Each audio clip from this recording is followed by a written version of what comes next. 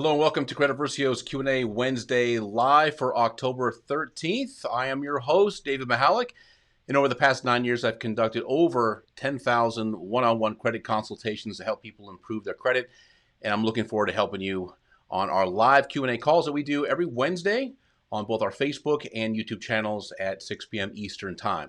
So please take a second, introduce yourself, let me know where you're from, and if this is your first time joining us, thank you so much for being here. I'm excited that you're here. And I know you're here because you understand that our credit reports play an essential role in our lives. Our insurance companies, landlord, utility providers, banks, even employers are looking at our credit reports to see how we honor our obligations. And that's because credit reports have become our adult report cards. A lot of people will refer to them as character reports. So that's why we do these weekly live Q&A sessions. And with me today is a gentleman who spent years at Equifax and FICO. So I'm going to play a little intro video, and we're going to get to my special guest. John Ulzheimer is America's most recognized credit expert. With 30 years of experience in the credit industry, having worked for both FICO and Equifax, he's the go-to authority for answers to credit questions. Here to answer your credit questions, Credit Versio presents John Ulzheimer. John, welcome. Thank you so much for having me, my friend. Happy Wednesday. Happy Wednesday. Good seeing you this week. We had a couple of people last week when I signed on, because I think people know the timing now. They're wise to the game. They know when you're going to be with me every other week. So last time they're like, "Hey, what's going on? How come John's not here today?" I'm like, "Well, fortunately, his kid is maybe in the exceptional category of playing soccer." I'm not sure. I think I made some story up about him having to go to some soccer final or something like that. But yeah, it's a typical parent thing to do. I think I took one karate lesson when I was like 8, and my mom tells people that I'm like a black belt. So I think parents tend to exaggerate. They tend to exaggerate the accomplishments of their children. So yeah, well, I think parents do that because in some way, maybe extended it reflects upon them. Like, look at me, look at my son. Look at my daughter. Yeah, they are absolutely right. I agree. One karate class and he's a black belt already. I mean, it's just good genes. Best karate class ever. Exactly. Well, we got a lot to talk about today, and I want to kick everything off. And by the way, thank you so much, everybody who's here with me right now. Prince Charles, there you go. If you're going to give yourself a name, why not make it royalty?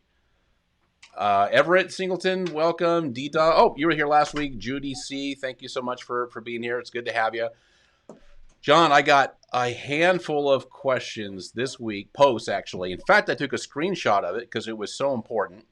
And I want to post it up on the screen because this wasn't the first time that I got this question this week. Or I should say it's not the only time I got this question. So let me throw this up on the screen. This is from Raymond. I don't know if he's going to be with us today. But Ray is really, really good at throwing some poignant questions. I think he's been in the business, or he's at least got a pretty good knowledge of credit. And this is one that you and I have talked about. In fact, you wrote an article for us that's posted up on at creditversio.com in the credit education section. But I think let's cover this in a little bit more detail today. And I'm going to ask some probing questions about different ways that people see this this question. So let me just read it off. If you make a payment to the bank on a charge-off, will that re-age the account and reset the 7-year reporting? Lots of confusion around this, and that is very true. So let's take that example, and John, I think we'll expand from that. All right. So re-aging is a dirty word in the credit reporting world. Just for clarity, there are two common uses of the term or the word, whatever it is, re-age. And one of them is relevant to this question, to Ray's question. One of them is not relevant to Ray's question. So let's get the other one out of the way just so there's no confusion as to what I'm talking about. So if you have a collection or a defaulted debt, and this has nothing to do with credit reporting.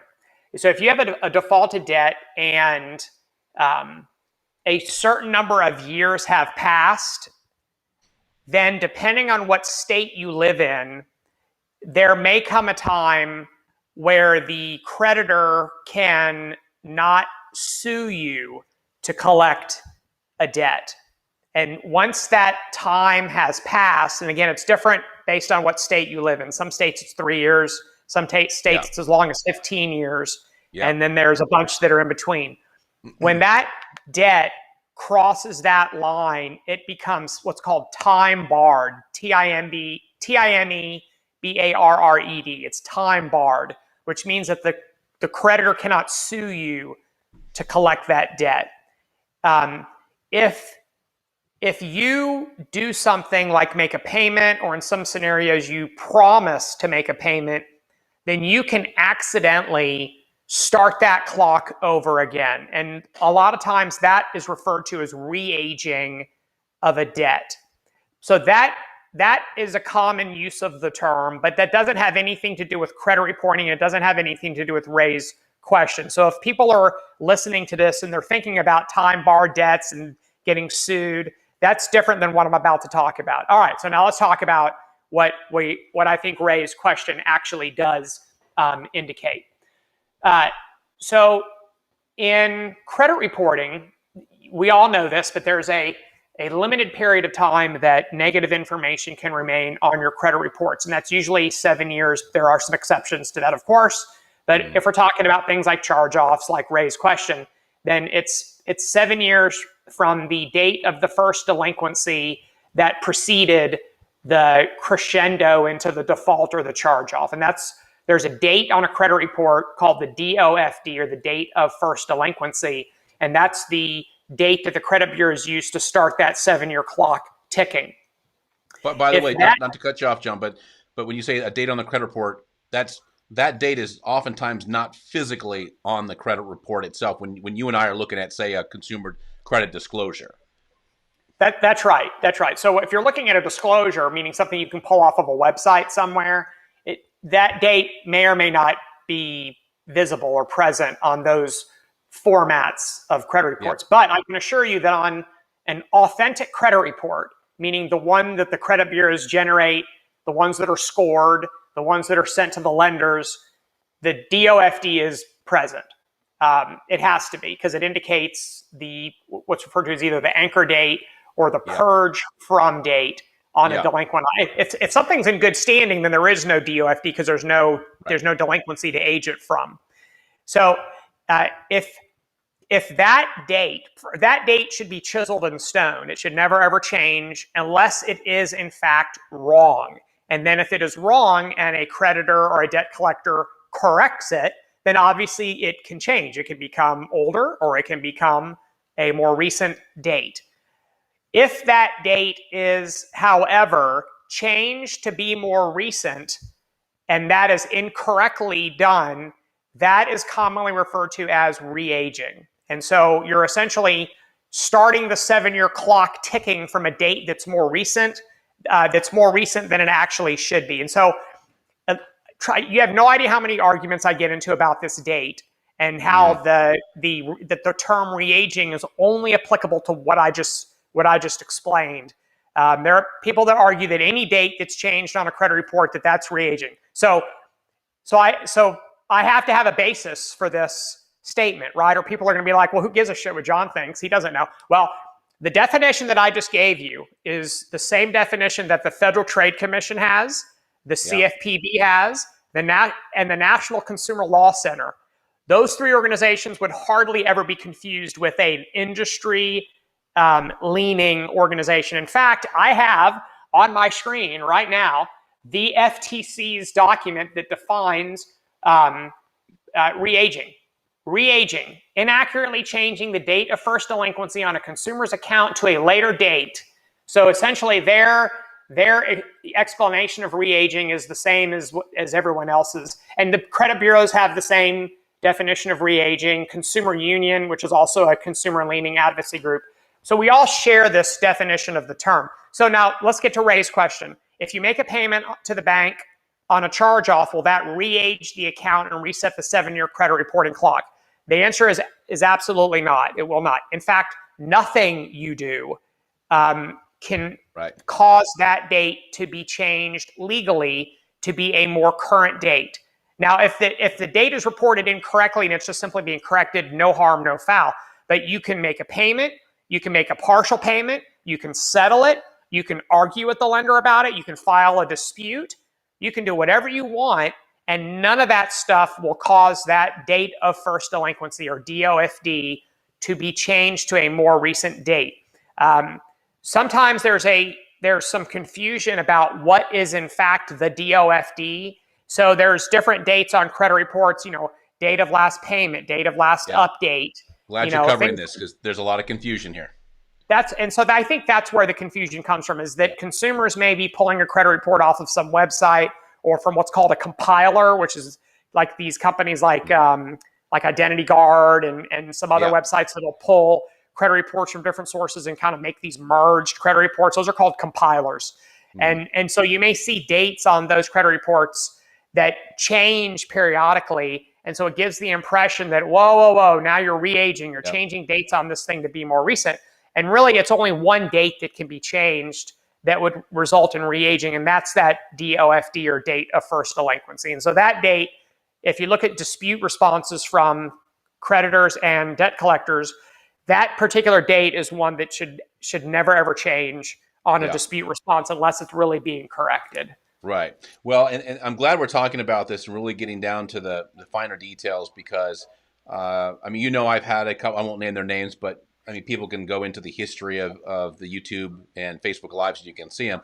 But I've had a couple of attorneys that specialize in FCRA and FDCPA law talking about just the opposite. And I know that when you said a second ago is I get into this argument all the time, considering how much work you do in the expert witness segment. I'm sure that you're having these arguments with opposing counsel, that with the plaintiff's counsel, that they believe that since they made a payment, now that the date has been re-aged. And using Ray's example, if what the attorney sometimes suggests is that, I made a payment, now it was going to fall off next year, now it's not going to fall off for another 7 years. And so there's a couple things happening there. That's either an unintentional and an innocent misinterpretation of the dates on a credit report, or it's an intentional misrepresentation of the dates on a credit report. And I don't know what's inside the mind of another person. So I'll let them answer that question. I'm the only one who's ever under oath. And so I'm the only one who is bound by law to tell the truth about certain things. So lawyers don't get deposed and they don't testify under oath. So they say what they want. And you just have to take them for their word. But yes, I've had this argument in opinion reports repeatedly, and so that's why I always cite to these authoritative sources that again are not industry leaning organizations. Here you go.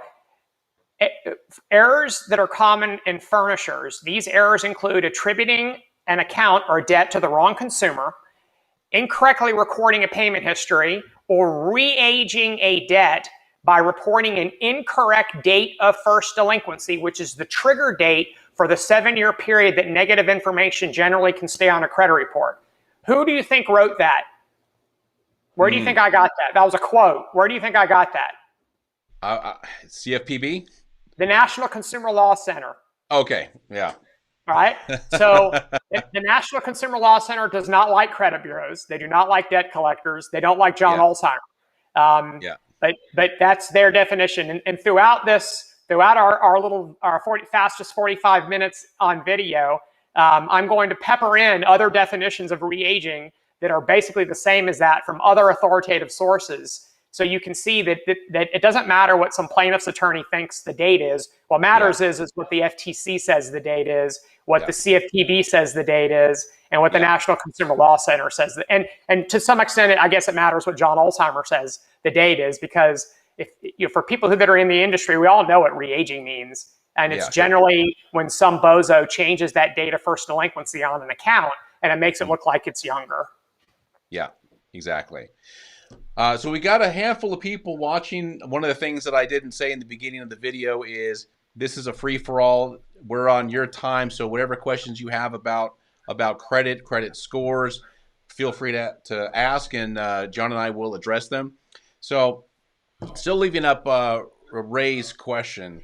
One of the things that I get a lot, and we have hundreds and hundreds of comments, sometimes on a weekly basis, with all of the different posts that we have on Credit Versio, and a lot of them are video ads. A lot of them are demonstrations of how Credit Versio works, and that's a really common.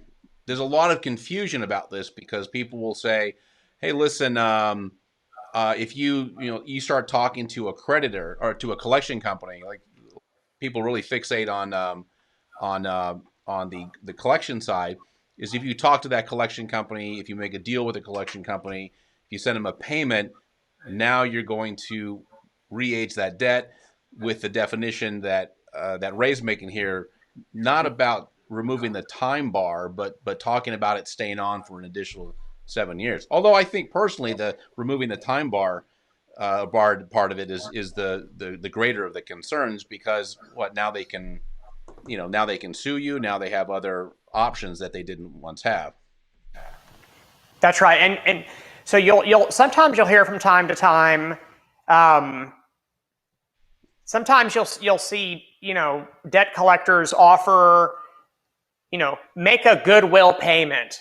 Send me $10, make a goodwill payment, and I don't know if that's literally because they really just want $10 or $20 from somebody, just maybe proving that they can pay, or that they have the capacity to send money, online or through some ACH type of method, or if they're actually trying to kind of ambush a consumer into making a payment and therefore starting that time barred clock over again. I don't know. I've never worked for a debt collector, and so, but that would be an interesting question to ask one of them under oath, as to why do you ask for these really small payments? $10 on $1,000 debt. What's the theory behind that, or what are you trying to accomplish? And it'd be interesting to hear what their answer is, and it may be a combination of we just want to make sure we've got a live fish on the other end of the hook, or we want to re-age the debt, and so we can sue them if because it's no longer time barred if they're making payments on it. Yeah, I remember we had many years ago. I believe it was at a boot camp. Maybe not the year that I met you, so maybe a couple years after that. There was a guy that owned a big collection company that came and did a presentation, maybe in one of the breakout sessions. But you're exactly right. That's almost word for word what he said. We want to find out what payment capacity is like, and then also we want that flexibility to take legal action if the amount is big enough, if the account is good enough. Yeah. Okay. So we got a couple of questions coming in. Okay. Arian, I would love to post that, but that is a big question, my friend. If you can maybe condense that down. Well, you know what? Let me get to that in a second. Let's get to Everett, and then maybe we'll put that question up on the screen and see if we can tackle it. Let me get rid of Ray's question first. Okay, Everett, I was told never to never close an account. Is that true? I closed one in good standing. Okay. Well, I think look, if you've ever read blogs and articles about keeping accounts open or closing, and we're talking specifically about credit card accounts. And one of the common blog topics that you'll see in the kind of consumer credit ecosystem is why you shouldn't close an account. And what can happen when you close an account is a couple things. First off, you lose the ability to use the card, so you've just forfeited the capacity of that card, which I think people generally don't think about what they've done when they do that. Mm-hmm. And then the second is, what is the impact to the credit report when you do that? And obviously, when you close an account, the creditor is supposed to send one more last update. It's like a final update to the credit bureaus, and that final update is supposed to include kind of like a final disposition of the account as of the date that it was closed. And so if you closed it in December of this year, then it's going to indicate that it was closed as of December of this year. And if it has been closed, then you're going to lose the value of the credit limit in the scoring process. And so what what can happen when you do that, especially if you close a credit card that's got no balance and a really, really high credit limit, is you can lose a whole lot of credit limit in the balance to credit limit ratio calculations.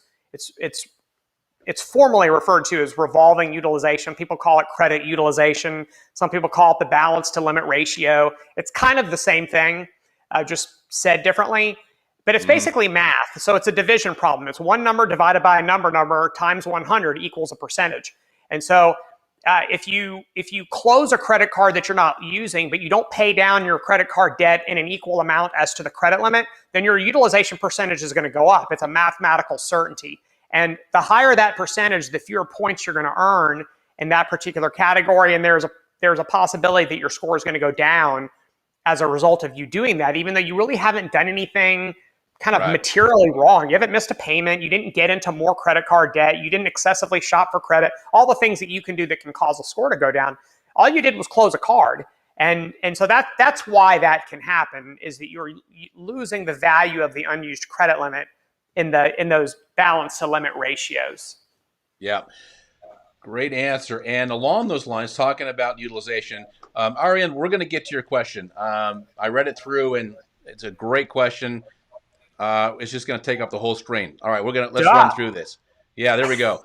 So, John, this is to you. Vantage scores seem to be more sensitive to all changes on your credit reports, while FICO scores are bucket or threshold based. For example, let's get it back up. I'm going to probably have to do this three times. I can read it. David, I can read it in the comments section. Okay, well, I'm going to read it out loud just in case this becomes a podcast or something like that, and I have a frame of reference here. Okay, so let me just put it up here one more time. Okay, for example, I've observed on a few reports that as long as the total number of accounts with balances stays the same, going from aggregate revolving utilization of 6%, possibly 9%, to 1% seems to make no difference to FICO scores. I told you I'd do it three times. While it usually is a 5 to 15 point difference on Vantage, depending on the overall dollar amount balance reduction. Is this a true phenomenon? And if it is, do you believe it's a downside of FICO scores? Man, that is probably one of the most in-depth questions that I've seen anybody post. Yeah, I'm gonna I'm gonna pretend like I didn't hear anything you just asked me. So Vantage score is also a bucket and threshold score. I'm not sure what that means. I assume you mean characteristic and variable classing. Vantage score is the same. But their variable classings aren't the same as FICO's because they're not. It's a competing model. They didn't collaborate on the score. And so, you can have, and I'll give you a good example. So for FICO, the people who have the highest FICO scores have an average utilization of 7%. The people who have the highest Vantage scores have utilization anywhere below 30%. That's really different. I mean, you can have four times the amount of debt and still have an optimal Vantage score than you would in FICO's system, if it's just based simply on credit card utilization ratios. So that in and of itself is a wild disparity in what is essentially the same metric. One number divided by another number equals ratio. So what I always tell people is if Vantage score kind of gives you a target utilization of less than 30% and FICO's is less than 10%, then go for less than 10% because then you're golden in both of the scoring platforms, not just one of the scoring platforms. And so that's what I generally tell people. This whole thing about, it goes down this many points if this, I can't get into that stuff. I don't have the models sitting in front of me, and I don't have any of the models committed to memory like that. So I can't give you any sort of an insight on that other than just the fact that they're not the same, and they're not designed to do react the same way to anything. They treat inquiries different. FICO has this 30-day and 45-day logic, and Vantage score has 14-day logic for all inquiries. And so the inquiry logic is not even the same. FICO's minimum scoring criteria is more restrictive than Vantage score's minimum scoring criteria. So you could actually have a Vantage score on a credit report and not have a FICO score on that same credit report. So the scoring criteria isn't the same. The score range, FICO has some models that are 250 to 900, where VantageScore is all 300 to 850. So there again, the scaling isn't the same, but this is the way it's supposed to be, right? It's Pepsi and Coke. They're kind of the same thing, but they're not really the same thing because they're competitors. And so it doesn't surprise me that the scores move, that they don't move kind of in lockstep, because the two models aren't the same. They're not the same model. Excellent. Okay, LA, what happens when disputes continue to come back as verified but still has none of the proof you requested, like signed documents, dates, etc.? So LA, if the accounts are coming back as verified, it usually means that it's verified. Now, they might not send you what you ask. You can ask for anything you want, signed documents, original contract. Doesn't mean they're going to give it to you. What you're doing in a dispute is you're wanting them to initiate what's called a reasonable investigation. And I don't know that there's any specific outline as to exactly what that is, but there's a lot of misunderstanding here where people will ask, I want you to verify this by giving me the signed proof of the signed contract with my signature. I don't know that bureaus actually are compelled to do that. John, I know you worked in dispute resolution. Is that something that was a thing for Equifax? So I can give you a little bit of insight. So reasonable investigation is a legal term that straight out of the Fair Credit Reporting Act, and the term reasonable does not have a definition in the FCRA, right? So if you look in the Fair Credit Reporting Act, I can save you the time. You're not going to find anything that defines reasonable. Right. So there's nothing that, if you do these 5 things and you've performed a reasonable investigation, that doesn't exist in the Fair Credit Reporting Act. A reasonable investigation in terms of a credit-related lawsuit is something that the jury decides. The jury is the one that determines whether or not a reasonable investigation has taken place. So just because you want them to give you signed documents and they didn't, that doesn't mean that they didn't perform what ultimately could be defined as a reasonable investigation. I don't know who told you to ask for signed documents, but you're not being reasonable. You don't have an account with Equifax. You don't have a loan with TransUnion. You don't have a student loan with Experian. They don't have your signed documents, and they're not required to give you things that they don't have. If you say that the account isn't yours because you never signed any documents, then you're basically saying that you've been the victim of fraud, and you need to go back to the creditor and tell the creditor, I'm the victim of fraud, and I know I'm the victim of fraud because I never signed any documents with you of any variety, whether a wet signature or an online click I agree type of signature. And if that's your issue, then that opens up a whole nother set of obligations. If you have been the victim of fraud, there's other language in the Fair Credit Reporting Act that that kind of obligates everybody to do certain things within certain timeframes if you are in fact the victim of fraud. So I wouldn't get so caught up on what they're giving you and what they're not giving you. So there's nothing in the Fair Credit Reporting Act that obligates anybody to give you signed documents, right? So you just because you ask for it doesn't mean they have to do it. And if they don't do it, that they've broken some law. If you really believe that someone's reporting something incorrectly and it's not yours and they can't prove that it's yours, then you can file a complaint with the CFPB. There are any number of lawyers that would gladly take your case against a furnisher and the credit bureaus if there's stuff that's been verified as correct when it's really incorrect. But I just want to caution you,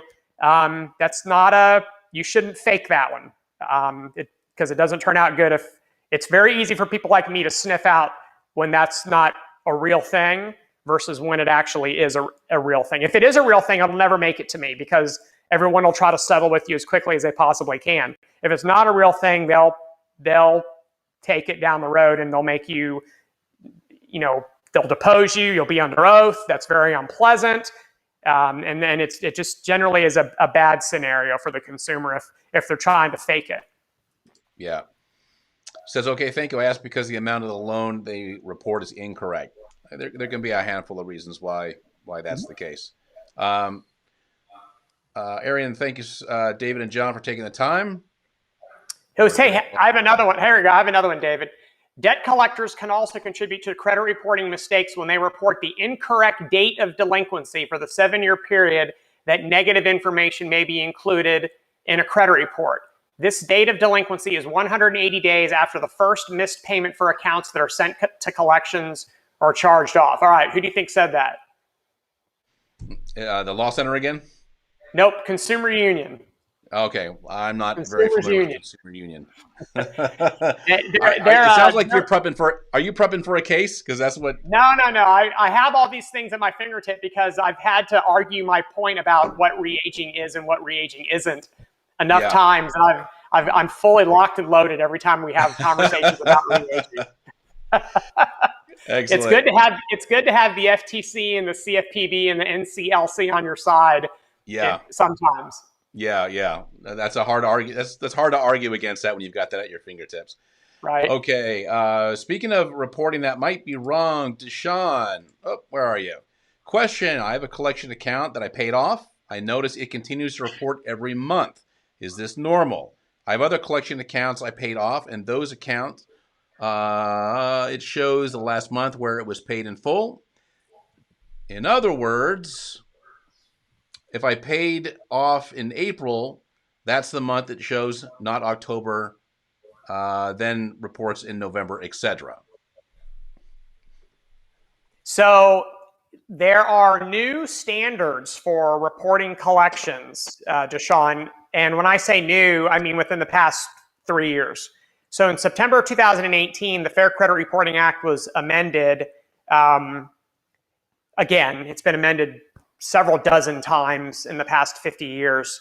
And one of the new language that's in the act is that debt collectors can no longer just report accounts and then never report them again, meaning just kind of like report them and then move on and deal with other stuff and just kind of wait for the consumer to call and make a payment or try to, offer some sort of a settlement.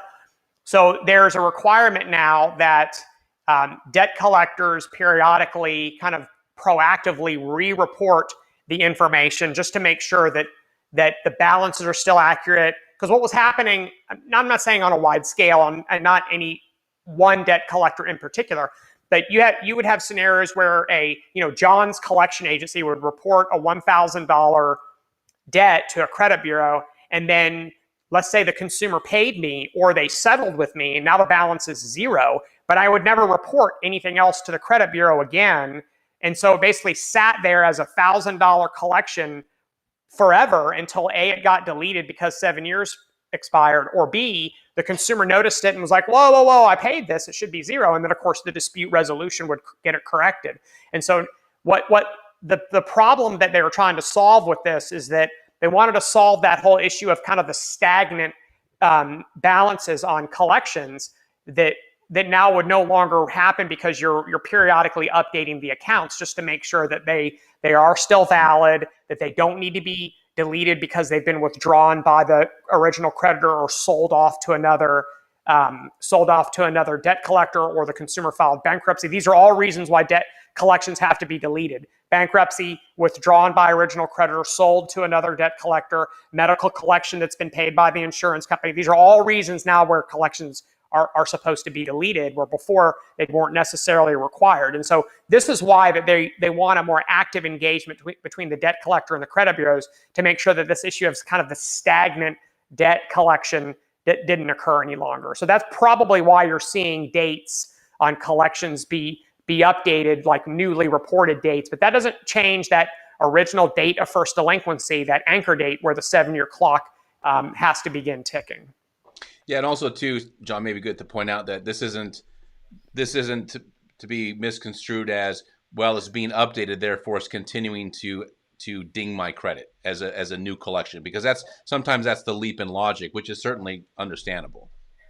Yeah, the date so collections, and this is why it's really important to, David, I mean, how many times have you heard the word trade line? or the term trade line?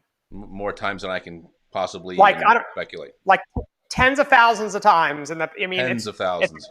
it's a constant. Whenever you talk about credit reports, inevitably the word trade line is used, right? Yeah. And so, in a trade line is an account. It's an account that you have with American Express, and it's an account you have with Bank of America. It's an account you have with Citi. It's an account. That's what a trade line is. A collection is not a trade line. So Exactly. that's something that's a very, very important distinction, and I'm going to tell you why in a minute. So the accounts that you have with your creditors are in fact trade lines. The accounts that are reported by debt collectors are collection accounts or collection segments. They're not trade lines.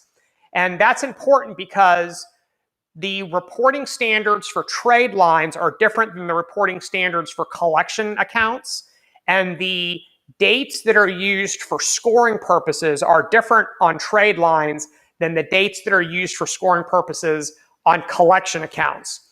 So in a trade line scenario, so a legitimate account that you have with some creditor, the date that's used to determine the age of the delinquency is that date of first delinquency, that DOFD, which is the same date that's used for deletion purposes and that's subject to our re-aging conversation that we've been having. For collection accounts, the date of first delinquency is the date that's used for the 7-year deletion clock, but it's not the date that's used to determine the age of the collection because the collection did not exist on the date of first delinquency. The date of first delinquency, the account was still with the original creditor. That's the 30-day delinquency with the original creditor that was never cured that led to the default. It didn't become a collection until sometime after that, a year later, 2 years later, whatever, however long after that. So the age of the collection is not from the date of first delinquency. The date of the collection is from what's called the date opened. And in Metro 2, the credit reporting language, the date opened is the date that it was assigned from the original creditor to the debt collector. That date also should not change because if it was opened in January of last year, that's it. It can't have been opened in January of last year and then also in January of this year and then also in August of this year. It was only opened once. And so that date is also a date that should not be updated, of course, unless it's wrong and needs to be corrected. But for scoring purposes, the age of a collection is always going to be based off of the date that it was assigned by the original creditor to the debt collector, not the date of first delinquency. Excellent. Okay, and what are we at? 40 minutes. Okay. We'll come down here to a close. We'll get about another 5 or 10 minutes or so, but let me just address this question from Will. Canceled my account with a credit repair company and signed up with Credit Versio. Can I start the dispute rounds as I see fit, or do I follow Credit Versio's suggestion? So, Will, first of all, congratulations. Don't need to pay anybody for this process. You want to just take this, put this in your own hands. Make sure that you wait until the credit repair company that you hired is done with their dispute. So typically give about 35 days until from the time they mailed their last letters, and then start from scratch in Credit Versio. Okay, let Credit Versio guide you through the process. What documents constitute sufficient validation that I own the debt? Is it simply the creditor reporting back as verified? Yep, can be. Depends on what it is, but you want to make your dispute based off of what you believe is inaccurate or unverifiable. Credit Versio can guide you through that process, but the best, and I tell this to everybody, and John, this is something I'm sure you can appreciate. The best kind of a dispute is a custom dispute. It's the reason that you write that says, hey, this is why this account is not reporting accurately. And then put the burden of performance and proof on the creditor themselves to correct it or delete it. And then that's how you go through the entire process. Okay, let's see. Prince Charles, hold on here. How can I dispute date open after showing the credit bureaus they both have different dates? TransUnion have one date and Experian has another, and I disputed with both, showed proof. One of the things it depends on the dates, Prince Charles, because what we see a lot is TransUnion and Experian might have the date as the 2nd of the month or the 15th of the month, and Equifax might always have the date as the first, if we're talking about open date. So are we talking about years difference, or are we talking about just a couple of days off within the same month, which wouldn't typically be that big of a deal? And also, too, what is the issue with the date? That, if you can elaborate a little bit, that'd be great. Uh,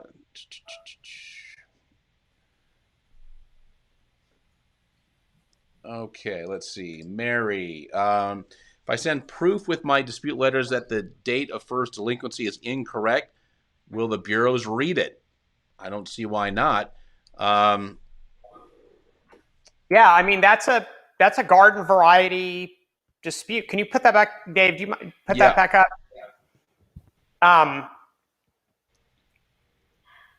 Yeah. So not only will the bureaus read it, but they'll attach it to whatever dispute. So let's say that I don't know who that dispute is with, but that dispute is with one of the bureaus, and it's with whoever the original or whoever the furnisher is. So it's either a debt collector or a creditor. And what will happen is the credit reporting agencies will create a dispute form. It's called an ACDV, an Automated Consumer Dispute Verification Form. And one of the dispute codes is that the date of first delinquency is wrong, or the consumer states that the date of first delinquency is wrong. And so they will send that form to the creditor, and they will attach your letter and the documents that you send to them to that dispute. I mean, think of putting an attachment on an email. It's the same thing. So they'll send the form with an attachment to it to the creditor, and the creditor cannot respond to that form without opening the attachments, meaning they can't just ignore the attachments. So if you have sent them information that you believe validates your position that the date of first delinquency on the credit report is incorrect, and you have information that you feel validates your position, then absolutely send that. I mean, that's one of the reasons why the dispute processing protocol was upgraded several years ago to facilitate attachments, is because consumers had what they believed was proof, discharge papers for bankruptcies, release documents for tax liens, documents of satisfaction for judgments. Anything that would support your side of the argument. That's the whole reason why the system was upgraded, so that it allows for attachments like what you have. So I would absolutely, attach that in your dispute with the credit bureaus, because that will be sent to the furnisher, and the furnisher cannot respond unless they open the attachment. Yeah, great.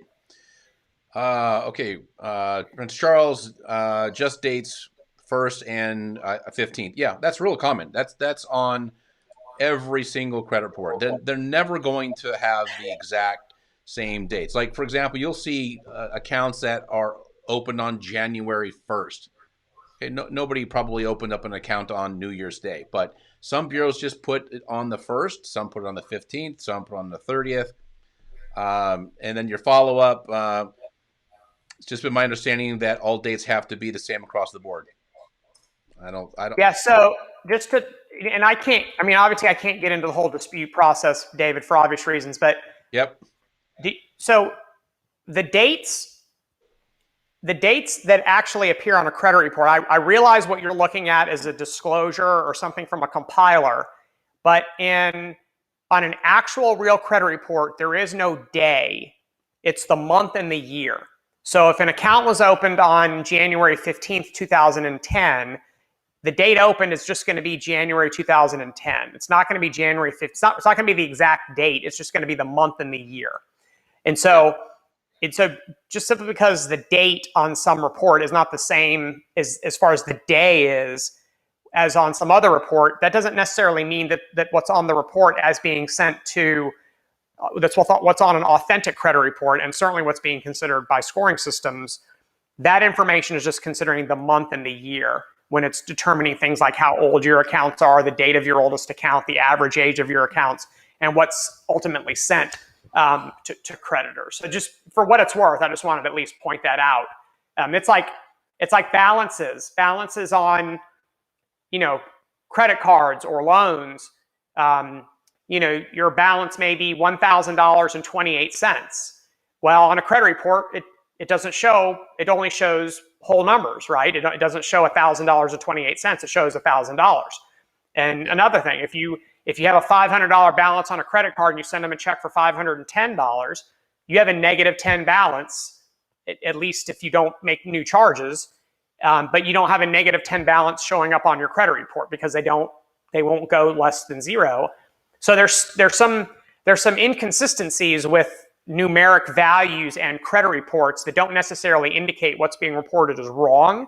It's just that the system never in the history of credit reporting has allowed for negative numbers, fractional numbers, and the actual day of the month versus just the month and the year. Excellent. Prince Charles, you are very welcome. Okay, 2 more questions. And I realize I got some questions in here that I've not answered. So just real quickly, guys, I have to make sure that for John's interest, that some of these questions that are specific to credit repair are going to be outside of John's area of expertise. So John is here to answer questions about how credit bureaus work, how scores work specifically. And if I see credit repair specific questions here, and if I don't answer them with John on the live with me, I will swing back around and answer those in the comment questions. So let's wrap up here with these last 2. This is more of an identity theft. So I think, John, let's read this over and see if this is something you want to answer. It says, hi, Chris Tooley. I have a debt from Verizon Wireless, but my former friends use my name without me knowing it, and I dispute it. They removed it from 2 credit reports, but not the 3rd. Is that what it says? Not the other one. What should I do? Okay, sounds like identity theft to me. John, what do you think? Yeah, well, maybe. It depends, right? I mean, if I give someone permission to use my credit card and then I change my mind a week later, is that identity theft? So I don't know, Chris, I don't know what your scenario entails, but to the extent that your former friends defrauded you and opened a Verizon Wireless account in your name, when you look up credit fraud in the dictionary, that's the example. So that would be garden variety credit fraud. So Verizon Wireless is one of the unusual wireless companies that does furnish accounts directly to the credit bureaus, and they also outsource defaults to third-party debt collectors. That's pretty uncommon. You don't see that very common where a telecommunications company will report to the bureaus directly and then also outsource to a third-party debt collector. Normally, they just outsource to a third-party debt collector or maybe report to NCTUE and then leave it at that. So certainly, look, if you have rights in the FCRA, if you've been the victim of fraud, then that stuff has to be blocked from your credit reports once it's been validated as being fraudulent so that it can never appear there again. I can tell you that the other 2 removed it, so you should do it too. That's not really a valid reason. But what happens kind of behind the scenes, I don't know if you're aware of this, and David, I'm not sure if you were privy to this, but when let's say you go to Equifax and you tell Equifax this Verizon account is caused by fraud, and they verify that, and they're like, "Yep, you're right. We agree with you." They're going to block it from ever being reported on your credit report again. It's called suppression or blocking. Yeah. And then what they're going to do is they're going to send what's called a block notice to the other 2 credit bureaus and let them know, we just verified that this account is caused by fraud, and we're letting you know that we have blocked the reporting of this account so it won't ever show up on our system again. And they're required to do that. They're required to share these block notices with the other 2 bureaus. Yeah. And normally what happens, I'm not saying it's 100% of the time. Normally what happens is the other 2 bureaus will honor that block request and they'll block it also. But the original creditor, so in this case it would be Verizon, but any original creditor can do this. They can actually rescind the block, meaning they can go back to the bureau and say, well, we've we've learned new information that causes us to believe that this was not fraudulent, and therefore we are asking you to rescind the block. And then it may show back up on one of the credit reports. I don't know if those block notice rescissions go to all three bureaus, or if they just go to the one bureau where they originally had the dispute communication with them. So, and Chris, I don't know if that's what's happening in your scenario. I'm just kind of trying to triage this a little bit and think through the possibilities of why two of the bureaus would honor your request and why one of them would not. Clearly, one of them doesn't. I don't know if they don't believe you, but there's no reason why two of the three, if they validated your argument, that the third one would all of a sudden, believe that you're wrong. So I don't know what to tell you to do other than, David's going to have to tell you as far give you the advice with respect to the dispute process, but that's how the block notices work behind the scenes on fraudulent accounts. Wrap up with this last question. One of our regulars, D-Dog. I've been wanting to ask this for a long time. What are the dangers of using a police report to get things removed? I love the content. Keep it up. Well, we had a good conversation about this a little while ago, so I thought I would throw this one at you again. I'm not because sure if you're going to like my answer. Using a police report to get things removed, I don't know what that means. I can interpret that one of two ways, and one of the ways is you're not going to want me to interpret it that way. The other way is that you have been the absolutely valid victim of fraud.